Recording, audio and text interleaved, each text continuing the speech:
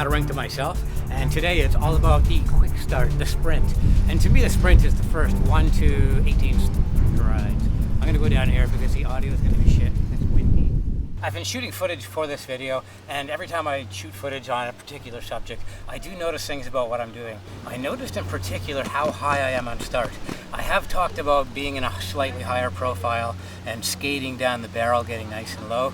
But I'm finding I like to be really high, rock onto that back foot, and then shift all my weight onto that front foot, not pushing at all with the back foot, and moving into the shortest stride possible on that first stride, so I establish a measurement for the next rhythm that I'm aiming for. When you start drilling your quick start, it should feel very awkward. It should not feel like skating at all. If you have a grassy hill that you want to skate up duck-footed, that's a really good way to get into the pattern of what you should be doing out here on the rink. Skate like an idiot for about 8 strides, and then you can start finishing the strides a little bit and letting the arms get carried away and get a little artful with it. But the first 8 strides should be really ugly.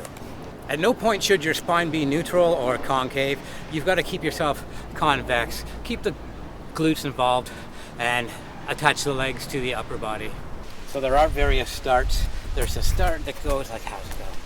It's like this, which for a speed skating race, I can see it being really powerful. You're already in that stride, and then you can just run away. But for my purposes, it's important that I'm able to start from that stopping position. So if I'm going to stop this way, why not be able to start this way and just make that first little small step, duck foot it out for the first 8, and then you get into the longer stride.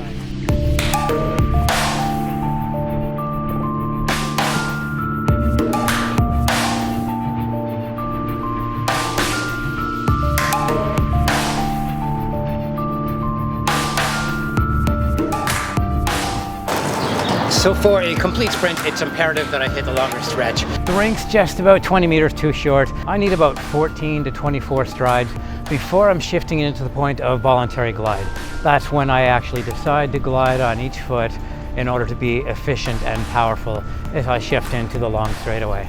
Oh yes, I almost forgot that letting your breath out is another indicator of a sprint being over. So now we're gonna try the full sprint, as quick a sprint as I can do. And I'm going to work a little bit extra to make the sprint extra long and then shift into efficient stride. So this is a city skating sprint as opposed to like a race winning sprint.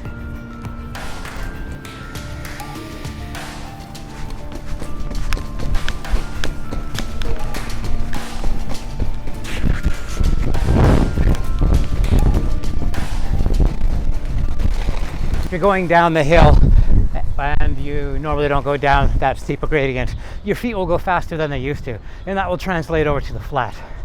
It's very hard to increase your rate of foot speed on a flat when you've reached a certain plateau, so you need little assist. I would even say try a rhythm. Try recording the rhythm internally of your feet, so when each foot lands you're like and you memorize that rhythm, and when you go back to the starting line, speed that up just a little bit.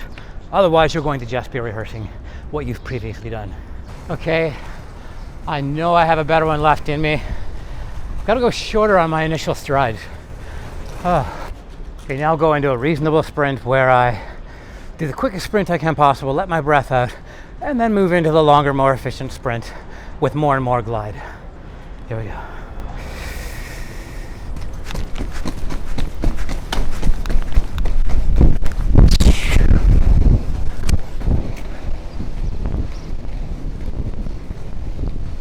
The quick start is not a tough thing to get if you're persistent for 1 month with doing some nice short choppy strides into the longer strides 10 times a day. By the end of that month, you'll have a very impressive sprint. So get to it.